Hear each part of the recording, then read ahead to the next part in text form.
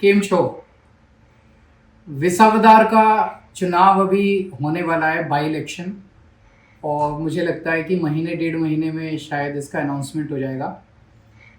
विसावदार से गोपाल इटालिया भाई को हम लोग जिम्मेदारी दे रहे हैं वहाँ से चुनाव लड़ने की, और मुझे पूरी उम्मीद है कि गोपाल इटालिया एक बहुत मजबूत कैंडिडेट होंगे और वहाँ से जीत के आएंगे। मेरी पार्टी के सभी कार्यकर्ताओं से, पूरे गुजरात के सभी कार्यकर्ताओं से, सभी लीडर्स से अपील है कि आप पूरा दम के साथ काम कीजिए इस विधानसभा के चुनाव के लिए, और हम सब लोग मिलके ज़रूर बीजेपी और कांग्रेस दोनों को हराएंगे। दोस्तों, સૌથી પહેલાં તો હું ગુજરાતના તમામ લોકો અને વિસાવદરના ખેડૂતોનો આભાર માનીશ કે ઘણા લાંબા સમયથી એમની લાગણી હતી કે ગોપાલભાઈ ઇટાલિયા વિસાવદરથી ચૂંટણી લડે.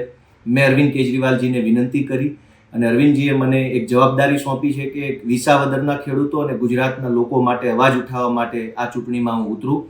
દોસ્તો, હું આશા રાખું છું કે આમ આદમી પાર્ટીના સૌ કાર્યકર્તાઓ, ગુજરાતના તમામ એ લોકો કે જે લોકો તાનાશાહી સામે લડવા ઈચ્છે છે, ખેડૂતોનો અવાજ બનાવવા ઈચ્છે છે, એ લોકો મને, આમ આદમી પાર્ટીને મદદ કરે. અને ખાસ કરીને વિસાવદરના ખેડૂતોનો વિશેષ આભાર માનીશ. અને એક ખાસ મહત્વની વાત એ છે કે ગુજરાતમાં ભાજપે આજ દિવસ સુધીમાં કોઈ પણ ધારાસભ્યને કે કોઈ પણ આગેવાનને ડરાવીને, ધમકાવીને, લલચાવીને તોડી પાડ્યો છે. પણ આ વખતે મારી ચેલેન્જ છે કે ભાજપની અંદર તાકાત હોય એટલી તાકાત લગાવી લે, પણ ગુજરાતના ખેડૂતોનો અવાજ, ગુજરાતના વિસાવદરના ખેડૂતોનો અવાજને નહીં ઝુકાવી શકે અને ગોપાલ ઇટાલિયાને ભાજપ ક્યારેય ડરાવી કે તોડી નહીં શકે. જય કિસાન.